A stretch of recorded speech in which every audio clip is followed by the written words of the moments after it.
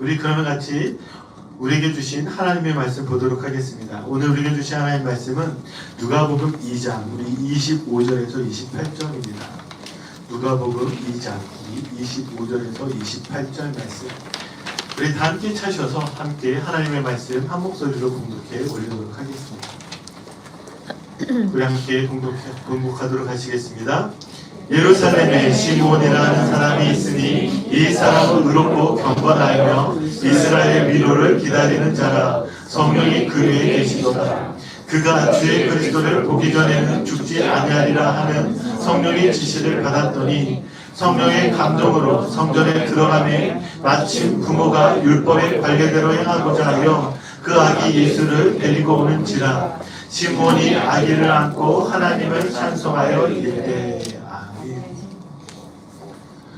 우리의 인생을 한 단어로 정의하자면 기다림이라 이렇게 정의할 수 있을 것 같습니다. 여러분들은 어떠세요? 잘 기다리세요? 기다리시는 것이 여러분들에게 어떤 의미로 다가오십니까?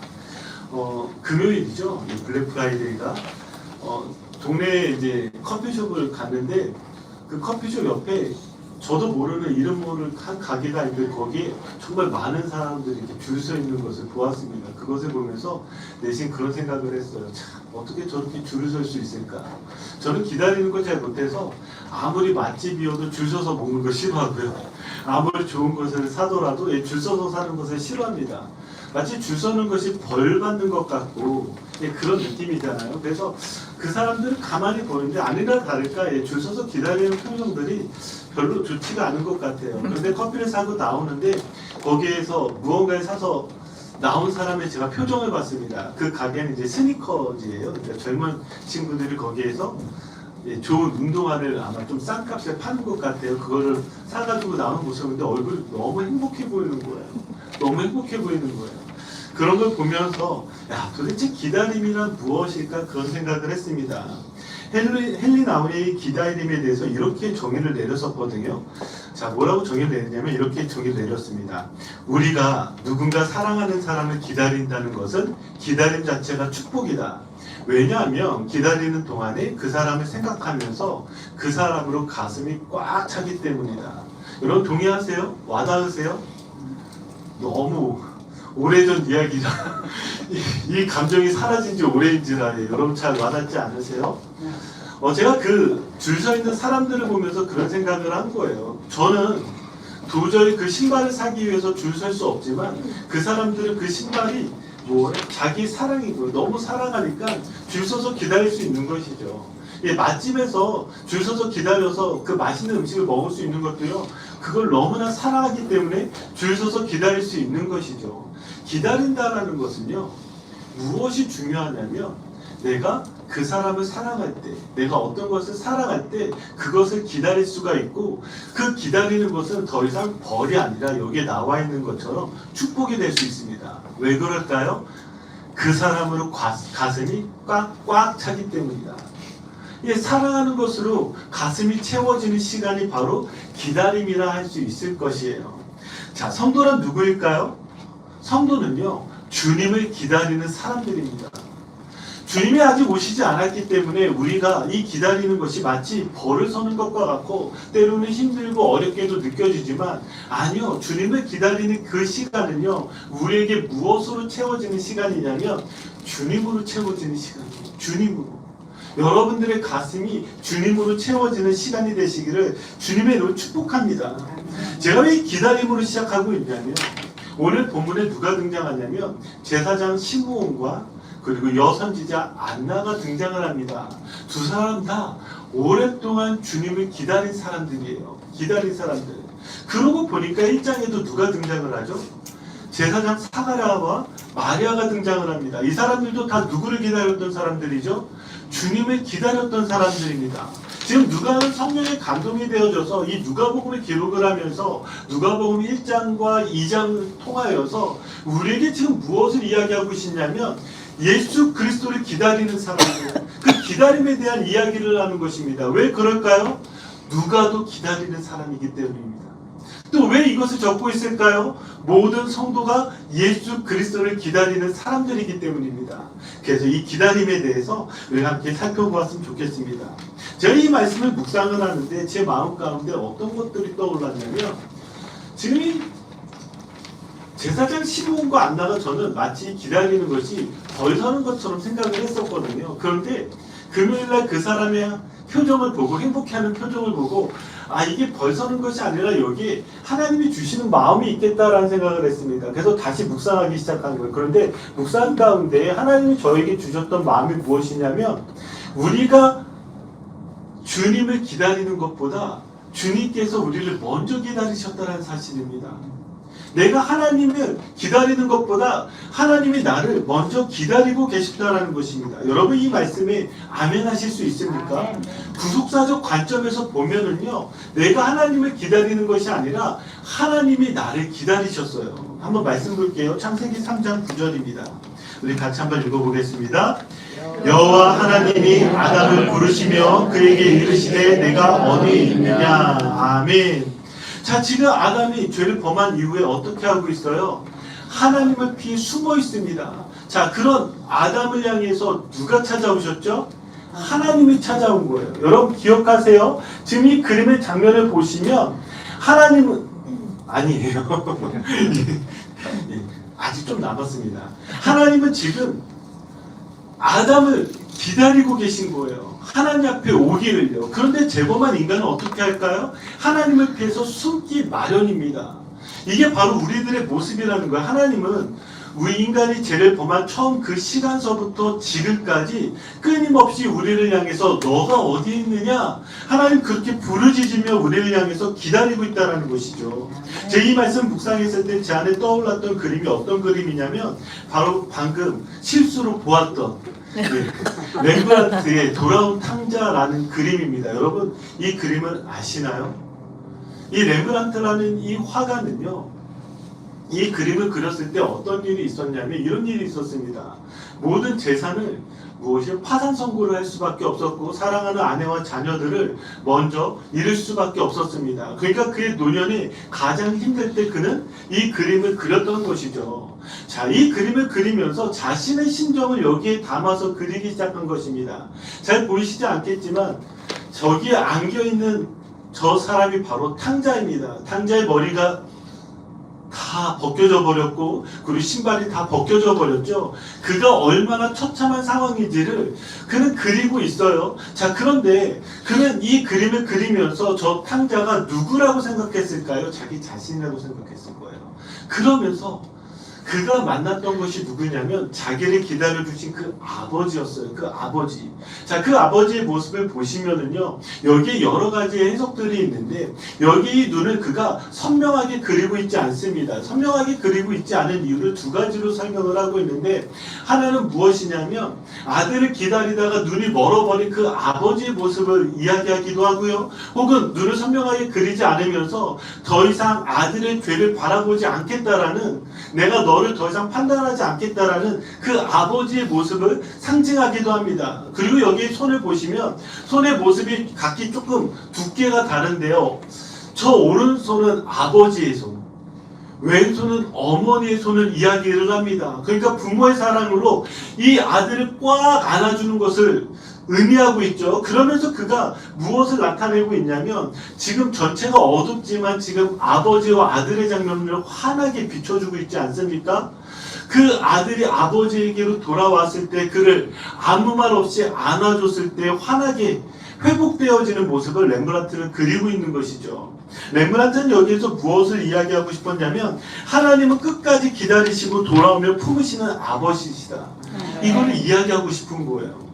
사랑하는 성도 여러분, 우리가 하나님을 기다리는 것이 우리에게 때로는 벌과 같이 느껴지고 어렵다라고 느껴지겠지만, 아니요, 하나님이 여러분들을 먼저 기다리고 계시기 때문에 우리가 하나님을 기다릴 수 있는 것입니다. 예수 그리스도가 여러분들을 기다리고 계시기 때문에 여러분들이 예수 그리스도를 기다리실 수 있다라는 것이죠.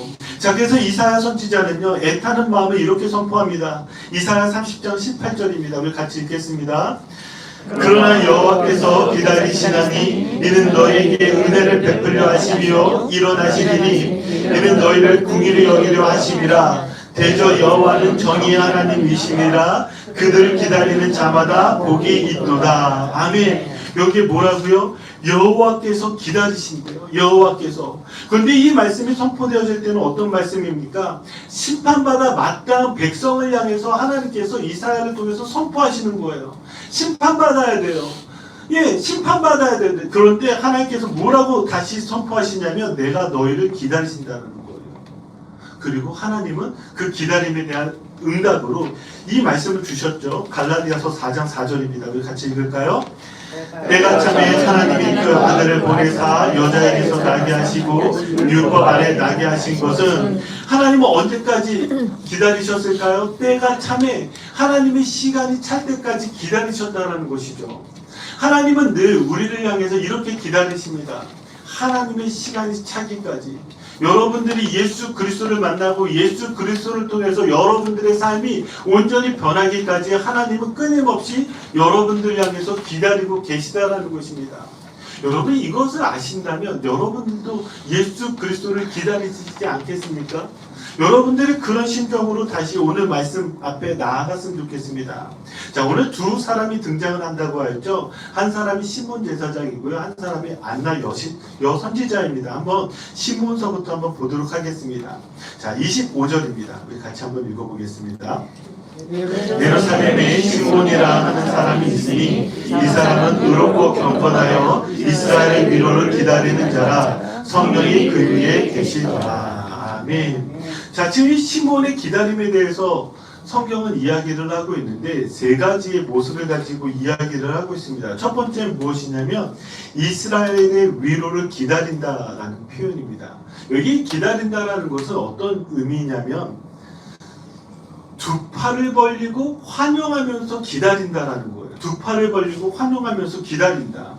자, 그가 왜 두 팔을 벌리고 환영하면서 기다린다라는 이 단어를 사용하고 있냐면 그 앞에 위로라는 단어 때문입니다. 위로라는 단어는 어떤 뜻을 가지고 있냐면 새 힘, 다시 일으켜 세우신다라는 뜻을 가지고 있는 거예요. 그러니까 그가 두 팔을 벌리고 환영하면서 지금 기다릴 수 있었던 이유는 무엇이냐면 이스라엘을 다시 일으키실 그 소망을 기다리고 있다는 거예요. 소망을. 우리의 기다림은 늘 무엇이 먼저 되어져야 되냐면 소망이 먼저 되어져야 됩니다. 하나님께서 여러분들을 다시 일으켜 세우실 그 소망을 여러분 기대하십니까? 여러분들이 잘 아시는 그 죽음의 수용소에서라는 책을 쓴 우리 빅터 플랭크는요, 이 유대인이었기 때문에 그는 아우슈비츠 수용소에 갇힐 수밖에 없었습니다. 그런데 거기서 살아남은 사람들을 보게 된 것이죠. 누가 살아남았냐면 신체가 건강하거나 혹은 더 젊거나 그런 환경적인 요인을 가지고 이 사람들이 살아남았던 것이 아니라는 것입니다. 그 사람들이, 그러니까 이 빅터 플랭크가 무엇을 보았냐면 어떤 사람들이 살아남았냐면 그 안에서 미래에 대한 믿음을 가지고 있는 사람, 그러니까 살아야 할 이유와 기다림의 대상이 있는 사람들이 마지막까지 살아남은 것을 본 거예요. 여러분, 기다림이라는 것은요, 늘 우리에게 무엇을 던져주고 있냐면 미래에 대한 소망이 있는지에 대해서 질문을 하고 있는 것입니다. 여러분들이 미래에 대한 믿음을 잃어버린 순간은요, 인간은 무너지기 마련입니다. 그러니까 지금 이 시므온은 늘 그 안에서 무엇을 기다렸냐면 하나님께서 나를 다시 세워주시기를, 이 이스라엘에게 새 힘을 주시기를 그는 소망을 가지고 기다렸던 것입니다. 자, 그렇기 때문에요, 그는 늙고 지친 몸을 이끌면서도요 매일 성전으로 나아갈 수가 있었습니다. 자, 두 번째는 무엇이냐면 의로운 기다림이라고 할 수가 있을 것입니다. 여기 시므온은 의로운, 의롭다라고 이야기를 하고 있는데요, 이 의롭다라는 이 단어는 우리가 이전에 한번 살펴봤습니다. 사가랴 제사장한테 살펴보았죠. 이 의는 도덕적으로나 율법적으로 완전한 의를 의미하는 것이 아닙니다. 이 의는 어떤 의를 의미하냐면 지금 내가 의롭지 않지만 나를 의롭게 하실 그 하나님을 붙드는 사람. 그러니까 내 안에 있는 의가 없음을 인정하고 나를 의롭게 하실 주님을 기다리는 사람, 바로 그런 사람을 향해서 의롭다라고 이야기를 하는 거예요. 의롭다. 여러분, 여러분들은 의로우십니까? 여러분들이 의로운 것에 있어서 여러분들이 율법의 조건으로 여러분들을 의롭다라고 하나님이 판단하시는 것이 아니에요. 여러분들이 얼마나 말씀을 잘 지키는지, 여러분들이 얼마나 거룩하게 살아가는지. 근데 이것도 너무나 중요하겠지만 그거보다 더 중요한 건 내가 의롭지 않기 때문에 내게 하나님이 필요하다라는 거, 하나님밖에 없다라고 고백하는 사람, 바로 그런 사람이 바로 의로운 것이죠. 그러니까 이 시므온은 늘 무엇을 기다렸냐면 하나님, 나를 의롭게 하실 그 하나님의 약속을 믿습니다. 그것을 기다렸던 사람인 것이죠. 자, 세 번째는 무엇이냐면 경건한 기다림입니다. 여기 그를 경건한 사람이라고 표현하고 있는데요. 자, 이 경건한 사람을 다시 좀 번역을 해보자니까 이렇게 번역하는 것이 맞을 것 같습니다. 어떤 뜻을 가지고 있냐면요, 경건함이라는 것은 열심이 아니라 하나님이 부르신 자리에서 흔들리지 않는 오래된 충성입니다. 뭐라고요? 경건함은 열심이 아니라 하나님이 부르신 자리에서 흔들리지 않는 오래된 충성입니다. 제가 왜 이렇게 좀 번역을 했냐면 여기에서 중요한 이 경건하다는 이 단어가 무엇과 연결이 되어져 있냐면 하나님께 붙들려 있다는 것과 연결이 되어 있어요. 그래서 여기 뒤에 보시면 여기 25절, 26절, 27절을 보면 시몬의 기다림을 다 무엇으로 표현하고 있냐면 성령이 그 위에 계셨고 성령이 지시를 받았고 성령의 감동으로 성전에 들어갔다. 예, 이런 표현들이 나와 있잖아요. 그러니까 이거는 무엇이냐면 자신의 의지만으로 기다렸던 것이 아니라 하나님께서 붙들어 주셨기 때문에, 성령께서 붙들어 주셨기 때문에 그 기다림의 자리에 있을 수 있다라는 것입니다. 그리고 그는 그럴 뿐만이 아니라 자기에게 주어진 그 기도의 자리를 절대로 포기하지 않고 그 자리를 끝까지 버텼다라는 거예요. 여러분 어떠세요? 여러분들 안에 때로는 우리가 이해하지 못하지만 여러분들이 어려운 환경 가운데 던져질 때가 있습니다. 그렇지 않습니까? 여러분들의 가정이나 여러분들의 비즈니스나 혹은 여러분들의 인생이 어려운 순간에 던져질 때가 있습니다. 그래서 여러분들이 그 상황 가운데서 도망치고 싶고 모든 것을 내어 놓고 싶을 때가 많을 거예요. 그런데 그럼에도 불구하고 나도 알게 모르게 그것들을 붙들고 있을 때가 있습니다. 그때가 어느 때이냐, 바로 성령님께서 여러분들을 붙들어 주실 때예요. 성령님께서 여러분들을 붙들어 주실 때만 사실은 그 도망가고 싶은 자리를 도망가지 않고 여러분들이 견디고 버틸 수 있다는 것이죠. 그렇기 때문에 시므온은요, 그가 영적으로 준비되어져 있기 때문에 그 자리에 있었던 것이 아니라 성령님께서 그를 그 자리로 이끄셨기 때문에 그곳에 있을 수 있었던 것이에요. 그럼 그가 결국은 무엇을 보게 되죠? 바로 메시아를 보게 됩니다. 이 기다림이라는 이 단어를 기억하세요. 미래를 가지고 기다렸을 때에, 그리고 그 미래뿐만이 아니라 그가 하나님의 그 약속이 이루어질 것을 믿고 기다렸을 때에, 그뿐만이 아니라 하나님께 붙들려서 기다렸을 때 그가 보았던 것이 바로 예수 그리스도라는 사실입니다. 자, 우리 한번 볼까요? 28절, 29절, 30절입니다. 우리 같이 함께 읽겠습니다. 시몬이 아기를 안고 하나님을 찬송하여 이르되 주제여 이제는 말씀하신 대로 종을 평안히 놓아주시는도다. 내 눈이 주의 구원을 보았사오니. 자, 여기에 지금 그가 고백하고 있는 것이 무엇이에요? 지금 예수 그리스도를 안고 하나님 가운데 찬송하기 시작합니다. 그러면서 그가 제일 먼저 고백하는 것이 무엇이냐면 이제는 말씀하신 대로 종을 평안히 놓아주시는도다. 예, 그는 이제 드디어 예수 그리스도를 만나게 되었고 예수 그리스도를 만나게 되면서 나는 이제 자유하게 되었습니다. 이제 죽어도 여한이 없습니다. 그렇게 고백하고 있는 거예요. 그러면서 그가 무엇을 이야기하냐면 30절에 내 눈이 주의 구원을 보았사오니 라고 이야기하고 있습니다. 자, 이 보다라는 이 단어가 중요한데 기다리는 자에게, 성령에 사로잡힌 자에게 무엇이 던져지냐면 바로 구원이 무엇인지를 보게 되는 거예요. 그러면서 31절 32절입니다. 우리 같이 읽을까요? 이는 만민 앞에 예비하신 것이요 이방을 비추는 빛이요 주의 백성 이스라엘의 영광이니이다 하니. 자, 그는 지금 단순하게 아기 예수를 바라보는 것이 아니라 이것이 하나님께서 주시는 구원이신 줄 보게 되는 것이고요. 그것이 만인 앞에 예비하신 것이고 이방을 비추는 빛이고 주의 백성 이스라엘의 영광이다. 그 실체가 무엇인지를 정확하게 보는 것이죠. 저는 여러분들을 놓고 기도하는 것이 무엇이냐면 저는 항상 하는 말이 있잖아요. 해석이 중요합니다. 사건이 중요한 게 아니라 해석이 중요해요. 그런데 그 해석이 온전히 될 수 있는 것은 무엇이냐면 이 시므온과 같이 내가 하나님 가운데 붙들려 있을 때, 내가 성령으로 충만하였을 때 내게 일어나는 사건들을 온전히 해석할 수가 있는 거예요. 그러니까 사건을 바라보는데 그 사건이 그냥 사건 자체로 끝나는 것이 아니라 이 안에서 하나님이 나를 위해서 어떻게 일하시는지, 이 일을 통해서 하나님의 영광을 어떻게 이루시려고 하시는지, 바로 여러분들이 그런 열망으로 하나님 내 눈을 뜨게 하셔서 하나님을 바라보게 하여 주옵소서, 이 안에서 예수 그리스도를 발견하게 하여 주옵소서. 여러분들이 그렇게 되기를 정말 주님의 이름으로 축복합니다. 누가는 지금 그거를 보고 있는 거예요. 기다린 사람들에게 어떤 눈이 띄어지냐면 예수 그리스도가 누구신지를 보게 되는 그 장면을 그는 기록하고 있는 거예요. 그러면서 이것을 읽고 있는 모든 성도들이 무엇을 깨닫길 바라냐면 당신에게 일어나는 그 사건이 예수 그리스도로 바라보게 되어지는 사건이 되기를 주님의 이름으로 축복합니다. 그런 심정으로 누가는 쓰고 있다는 것이죠.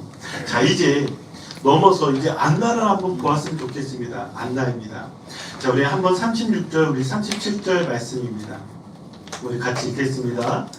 또 아세 지파 느엘의 딸 안나라는 선지자가 있어 나이가 매우 많더라. 그가 결혼한 후 7해 동안 남편과 함께 살다가 과부가 되고 84세가 되었더라. 이 사람이 성전을 떠나지 아니하고 주야로 금식하며 기도함으로 섬기더니. 아멘. 여기 정말 한 불쌍한 여인이 나옵니다. 얼마나 불쌍하냐면 이렇게 표현하고 있는 거예요. 결혼한 지 7년 만에 남편을 잃고 84세가 되도록 과부로 지냈다라는 것입니다. 지금 이때 당시에 이 유대 사회에서 과부로 산다라는 것은 가장 세상에서 약자 중에 약자입니다. 불쌍한 사람이라는 거예요. 그러니까 그는 늘 상실과 결핍의 삶으로 그의 평생을 살아갈 수밖에 없었던 것이죠. 자, 그랬던 그가 지금 이 안나 선지자가 무엇을 보게 된 것이냐면 바로 예수 그리스도를 보게 된 것입니다. 저는 이 예수 그리스도를 보게 된 이 사건이 마치 무엇과 같았냐면 깨진 그릇이 다시 붙는 것과 같다라는 생각을 했습니다. 예전에 제가 어떠한 그릇을 보면서 너무 이쁘다라는 생각을 했는데 한번 그림 한번 보여주시겠습니까? 사실 이쁘죠? 이 그릇이 어떤 도법으로 만들어진 그릇이냐면 킨치키 도법으로 만들어진 그릇입니다. 그러니까 일본에서 깨진 그릇들을요 다시 무엇으로 만드냐면 이 안에 금으로 다 연결을 해서 그릇을 새롭게 만든 것입니다. 그러니까 그릇은 깨져서 이 더 이상 그릇으로서 의미가 없어졌는데 금으로서 다시 붙여서요 더 화려하고 더 아름다운 가치로 바꿔버린 것이죠. 이것을 바로 킨치키라고 하는데요. 저는 이 여인을 보면서 지금 예수 그리스도로 말미암아 이렇게 되었다라고 생각했습니다. 이 여인의 인생의 삶이 정말 이 킨치키 그릇과 같구나. 지금 이전까지 모든 삶은 무엇입니까? 깨진 그릇과 같단 말이죠. 그런데 그런 그녀가 예수 그리스도를 보게 되어지니까, 예수 그리스도를 만나게 되니까 무엇으로 다시 바뀌어지게 됐냐면 금으로 다시 그 깨지고 깨진, 아니 내 안에 있는 틈들이 다시 금으로 채워지고 채워지는, 예수 그리스도로 채워지는 은혜가 있었다라는 말이죠. 그녀의 인생을 어쩌면 그냥 끝나버렸다면 정말 불쌍하다라는 단어로밖에 끝나지 않을 것입니다. 그런데 무엇이죠? 그녀가 금식하며 기도하면서 그녀의 평생을 기도했던 그의 마지막이 예수 그리스도를 만나면서 예수 그리스도로 채워져서 이 킨치키 그릇과 같이 되어졌다는 것입니다. 사랑하는 성도 여러분, 저는 이 여인과 같이 여러분들이 힘들고 어려운 삶 속에서 여러분들의 깨어진 마음이 예수 그리스도로 이어지고 예수 그리스도로 채워져서 아름다운 하나님의 은혜를 담는 그릇과 같이 되어지기를 주님의 이름으로 축복합니다. 자, 이 안나는요, 금식하며 기도한 것은요, 자기 인생의 문제만을 기다렸던 것이 아닙니다. 한번 볼까요? 38절입니다. 우리 같이 읽겠습니다. 마침 이때에 나와서 하나님께 감사하고 예루살렘의 승량을 바라는 모든 사람에게 그에 대하여 말하니라. 아멘. 그 아기 예수를 알아보면서 자, 어떤 은혜를 다시 이야기하냐면 예루살렘의 속량을 바라는 모든 사람이라고 이야기를 하고 있습니다.